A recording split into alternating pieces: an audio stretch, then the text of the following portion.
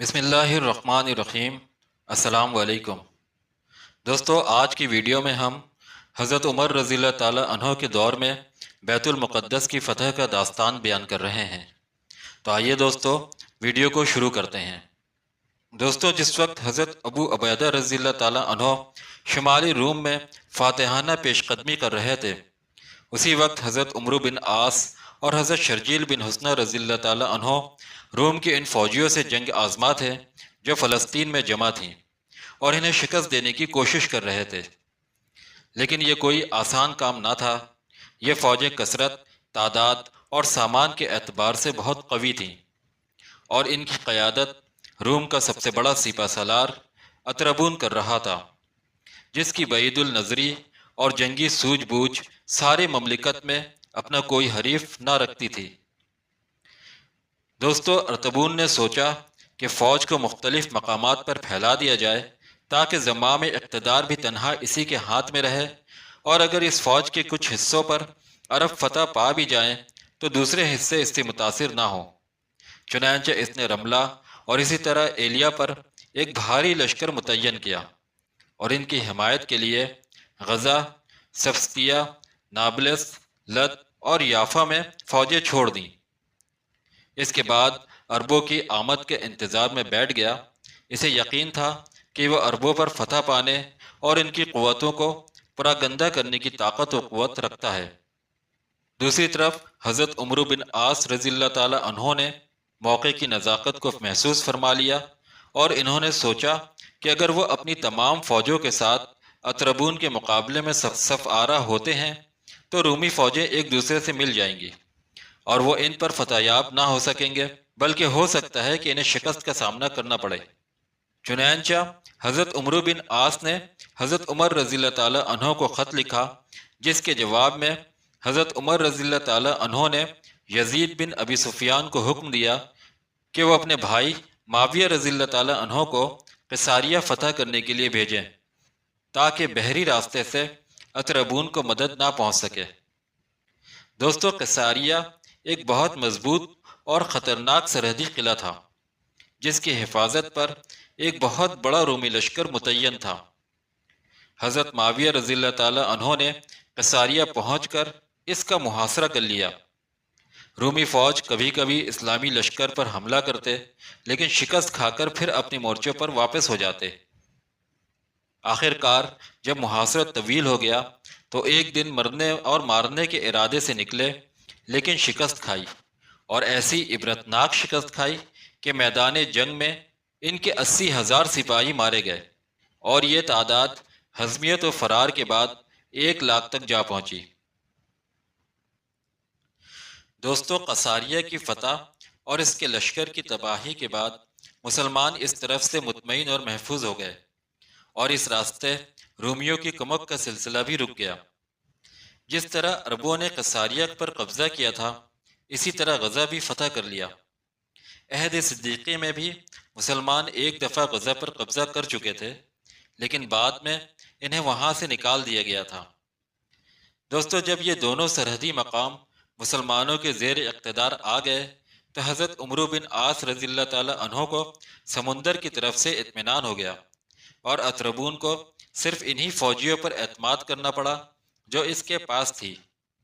دوستو، حضرت عمرو بن عاص رضی اللہ تعالی عنہ نے صرف اسی پہ اکتفا نہ کیا، بلکہ جب دیکھا کہ اطربون اپنی فوج لے کر اجنادین کی طرف بڑھ رہا ہے تو القا ابن حکیم اور مسروق عقی کو ایلیے کی طرف بھیجا، اور انہوں نے ایلیے کی فوج کو الجھا لیا، اور ساتھ ہی ابو ایوب مالکی کو رملہ کی طرف روانہ کیا۔ اس کے ساتھ ساتھ حضرت عمرو بن عاص رضی اللہ تعالی عنہ نے حضرت عمر رضی اللہ تعالی عنہ کی خدمت میں ایک مکتوب ارسال کیا، جس میں ان تمام واقعات کی تفصیل کے بعد اطربون کی سوجھ بوجھ اور حلیہ کاریوں کا ذکر کیا۔ اپنے اس خط میں حضرت عمرو بن عاص رضی اللہ تعالی عنہ نے رومی فوجیوں کی کثرت و طاقت کا بیان ایسے پیرائے میں کیا تھا کہ خلیفۃ المسلمین نے ان کی مدد کے لیے ایک عظیم لشکر بھیجنے کا حکم دیا۔ اس کے بعد خط پر دوبارہ نظر ڈالی، اطربون کی ہوشیاری و چالاکی اور حلیہ و مکر کا بیان پڑھ کر مسکرائے، اور حاضرین سے فرمایا کہ ہم نے روم کے اطربون کو عرب کے اطربون سے بھیڑ دیا ہے۔ دیکھیے اب کیا ظہور میں آتا ہے۔ دوستو کمک فلسطین پہنچ گئی۔ حضرت عمرو بن عاص رضی اللہ تعالی عنہ نے اس میں سے کچھ فوج تو ان مسلمانوں کی مدد کے لیے بھیج دی جو ایلیا اور رملہ میں دشمن کے لشکر کو الجھائے ہوئے تھے، اور خود ایک بڑا لشکر لے کر اطربون سے نمٹنے اجنادین روانہ ہو گئے۔ جب وہاں پہنچ کر دیکھا تو رومی قلعہ بند ہوئے بیٹھے تھے اور چاروں طرف خندقیں کھود کر اچھی طرح اپنی حفاظت کر رکھی تھی۔ اب سوال یہ تھا کہ ان تک کیسے پہنچا جائے اور کون ہے جو رہنمائی کرے۔ حضرت عمرو بن عاص کو حلیے کے سوا کوئی وسیلہ نظر نہ آیا۔ انہوں نے صلح کی بات چیت کرنے کے بہانے اپنے ایلچی بھیجے اور انہیں چپکے سے سمجھا دیا کہ دشمن کے راز معلوم کر کے مجھے بتانا، لیکن ایلچی ان کی تشفی نہ کر سکا، اور انہوں نے یہی بہتر سمجھا کہ یہ کام خود انجام دے اور اس طرح کہ دشمن پہ یہ راز ظاہر نہ ہو، اس لیے کہ اطربون کو کہیں یہ پتہ چل گیا کہ جو شخص ان سے گفتگو کر رہا ہے وہ عمرو بن عاص ہے تو وہ انہیں گرفتار کر لے گا اور پھر کبھی نہ چھوڑے گا، اور یہ بھی اس وقت ہے جب اس نے انہیں قتل نہ کرایا۔ چنانچہ عمرو بن عاص بھیس بدل کر ارطبون سے ملنے روانہ ہو گئے، ایلچی کے روپ میں ارطبون کے پاس پہنچے۔ دونوں میں گفتگو ہوئی۔ اطربون کو شک گزرا اور اس نے دل میں کہا کہ باخدا یہ عمرو بن عاص ہے، یا پھر وہ شخص ہے جس کے مشورے پر عمرو چلتا ہے۔ اگر میں نے اسے قتل نہ کیا تو اپنی قوم پر بڑا ظلم کروں گا۔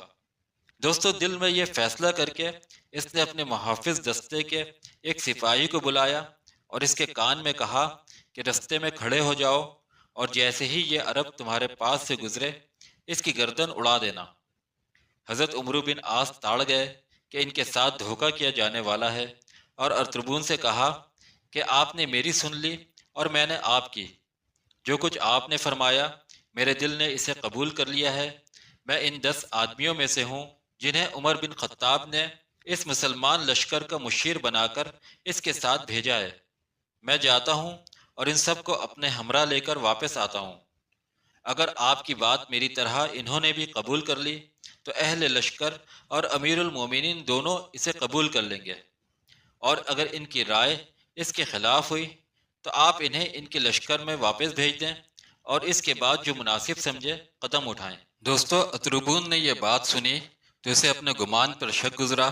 جس سپاہی کو اس نے حضرت عمرو بن عاص رضی اللہ تعالی عنہ کے قتل پر مامور کیا تھا اسے منع کرا دیا، اور حضرت عمر بن عاص رضی اللہ تعالی عنہ سے کہا کہ تم جاؤ اور اپنے ساتھیوں کو لے آؤ۔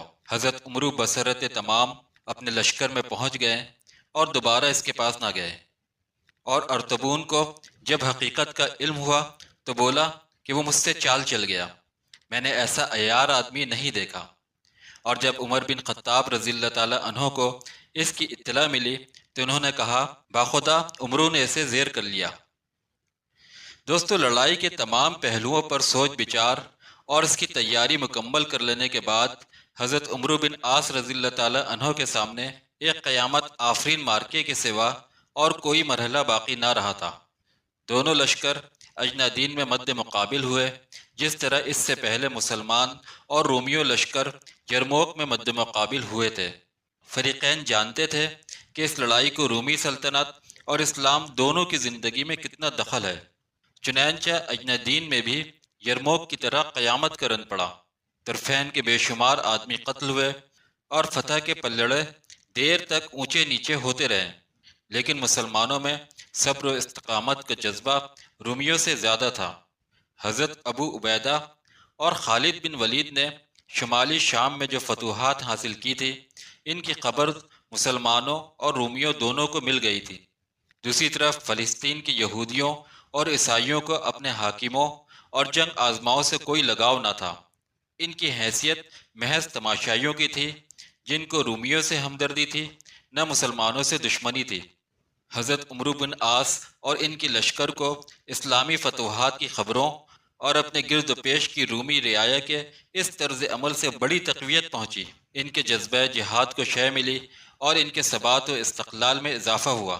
جب سورج ڈوبنے لگا تو اطربون نے دیکھا کہ اس کی شفوں میں انتشار پیدا ہو رہا ہے اور سپاہیوں پر تکان کے آثار طاری ہیں، چنانچہ وہ بیت المقدس کی طرف پسپا ہو گیا۔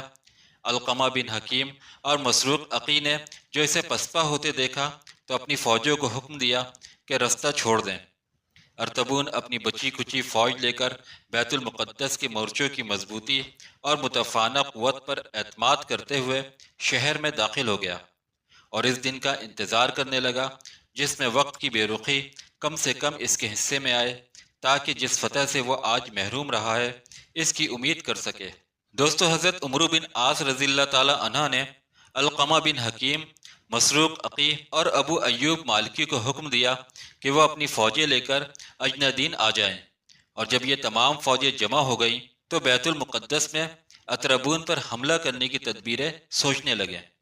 سب کی رائے یہ ہوئی کہ حملہ کرنے سے پہلے اسے چاروں طرف سے گھیر لیا جائے اور سمندر کی طرف سے اس کا خط رجت منقطع کر دیا جائے۔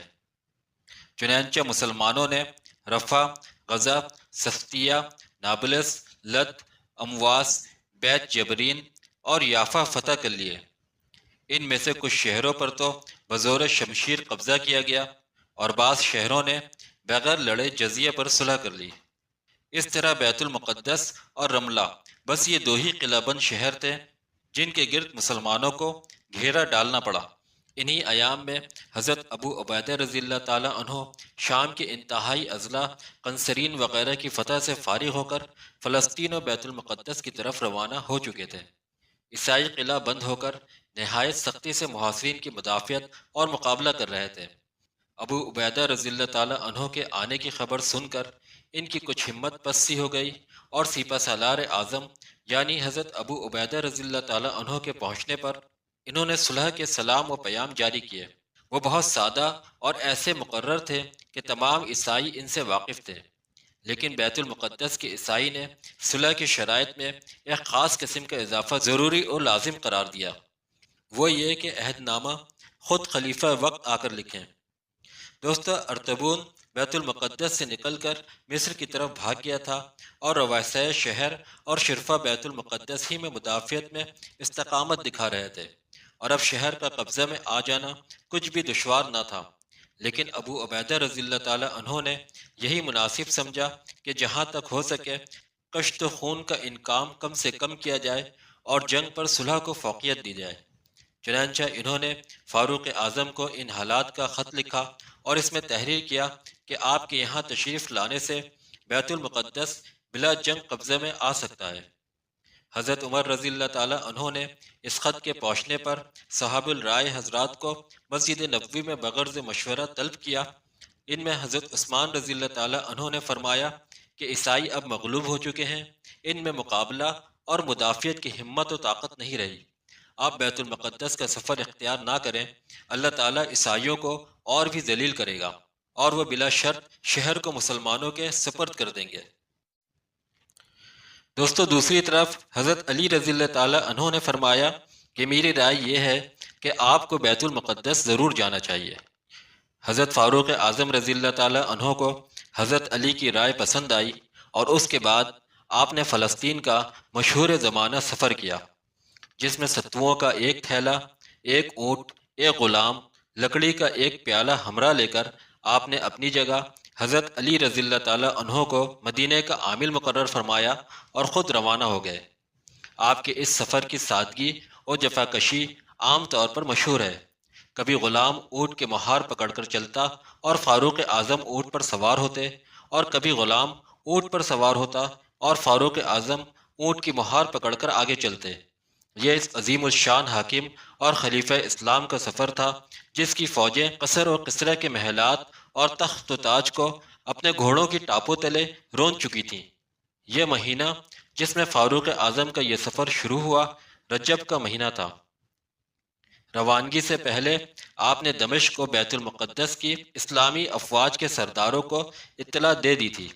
سب سے پہلے یزید بن ابو سفیان رضی اللہ تعالیٰ عنہ نے، ان کے بعد ابو عبیدہ بن جراح رضی اللہ تعالیٰ عنہ نے، اور ان کے بعد حضرت خالد رضی اللہ تعالیٰ عنہ نے آپ کا استقبال کیا۔ آپ رضی اللہ تعالیٰ عنہ نے ان سرداروں کو خوبصورت اور شان و شوکت کے لباس میں اپنے استقبال کو آتے ہوئے دیکھ کر طیش اور غضب کا اظہار فرمایا، اور فرمایا کہ تم لوگوں نے 2 ہی برس میں اجمیوں کی صورت اختیار کر لی، مگر جب ان سرداروں نے فرمایا ہمارے ان پرتکلف قباؤں کے نیچے صلح و حرب موجود ہے اور ہم عربی اخلاق پر قائم ہیں، تو آپ رضی اللہ تعالیٰ عنہ کو اطمینان ہوا۔ دوستو، آپ رضی اللہ تعالیٰ عنہ مقام جابیہ میں مقیم ہوئے اور یہیں رؤسائے بیت المقدس آپ کی ملاقات کو حاضر ہوئے، اور عہد نامہ آپ رضی اللہ تعالیٰ عنہ نے اپنے سامنے ان کو لکھوا دیا، جس میں لکھا گیا کہ یہ وہ امان ہے جو امیر المومنین عمر رضی اللہ تعالیٰ عنہ نے ایلیا والوں کو دیا ہے۔ ایلیا والوں کی جان، مال، گرجے، سلیب، بیمار و تندرست سب کو امان دی جاتی ہے، اور ہر مذہب والوں کو امان دی جاتی ہے۔ ان گرجاؤں میں سکونت نہ کی جائے گی اور نہ وہ ڈھائے جائیں گے، یہاں تک کہ ان کے احاطوں کو بھی نقصان نہ پہنچایا جائے گا۔ نہ ان سلیبوں اور مالوں میں کسی قسم کی کمی کی جائے گی، نہ مذہب کے بارے میں کسی قسم کا کوئی تشدد کیا جائے گا، اور نہ ان میں سے کوئی کسی کو ضرر پہنچائے گا۔ اور ایلیا میں ان کے ساتھ یہودی نہ رہنے پائیں گے، اور ایلیا والوں پر فرض ہے کہ وہ جزیہ دیں اور یونانیوں کو نکال دیں۔ بس یونانیوں یعنی رومیوں میں سے جو شہر سے نکل جائے گا، اس کے جان و مال کو امان دی جاتی ہے، جب تک کہ وہ محفوظ مقام تک نہ پہنچ جائے۔ اگر کوئی رومی ایلیا ہی میں رہنا پسند کرتا ہے تو اس کو باقی اہل شہر کی طرح جزیہ ادا کرنا ہوگا، یہاں تک کہ اگر اہل ایلیا میں سے کوئی شخص رومیوں کے ساتھ جانا چاہے تو اس کو بھی امان دی جائے گی، یہاں تک کہ وہ محفوظ مقام پر پہنچ جائیں۔ جو کچھ اس عہد نامہ میں درج ہے، اس پر اللہ اور رسول صلی اللہ علیہ وسلم اور خلفاء اور تمام مسلمانوں کی ذمہ داری ہے، اگر اہل ایلیا مقرر جزیہ کی ادائیگی سے انکار نہ کریں۔ دوستو، اس عہد نامے پر خالد بن ولید، عمرو بن العاص، عبد الرحمن بن عوف اور معاویہ بن ابو سفیان رضی اللہ تعالیٰ عنہ کے دستخط بطور گواہ ثبت ہوئے۔ بیت المقدس والوں نے فوراً جزیہ ادا کر کے شہر کے دروازے کھول دیے، اور اس طرح اہل رملہ نے بھی مساہلت کے ساتھ شہر مسلمانوں کے سپرد کر دیا۔ فاروق اعظم رضی اللہ تعالیٰ عنہ بیت المقدس میں داخل ہوئے اور سب سے پہلے مسجد اقصیٰ میں گئے، محراب داؤد کے پاس پہنچ کر سجدہ داؤد کی آیت پڑھ کر سجدہ کیا، پھر عیسائیوں کے گرجے میں گئے اور اس کی سیر کر کے واپس تشریف لے آئے۔ بیت المقدس کی فتح کے بعد فاروق اعظم نے صوبہ فلسطین کے 2 حصے کر کے ایک حصہ میں علقمہ بن حکیم کو عامل مقرر کر کے رملہ میں قیام کا حکم دیا، اور دوسرے حصے پر علقمہ بن محرز کو عامل مقرر فرما کر بیت المقدس پر رہنے کا حکم دیا۔ دوستو، حضرت عمر رضی اللہ تعالیٰ عنہ کے زمانے میں بیت المقدس کی فتح کا یہ مکمل داستان ہے۔ اللہ تعالیٰ سے دعا ہے کہ کہنے سننے میں جو غلطیاں اور خامیاں ہوئی ہیں، اللہ انہیں دور کرے اور انہیں معاف کرے۔ دوستو، اگر آپ کو ویڈیو اچھی لگی ہے تو ویڈیو کو لائک کریں، چینل کو سبسکرائب کریں اور بیل آئیکن پہ کلک کریں۔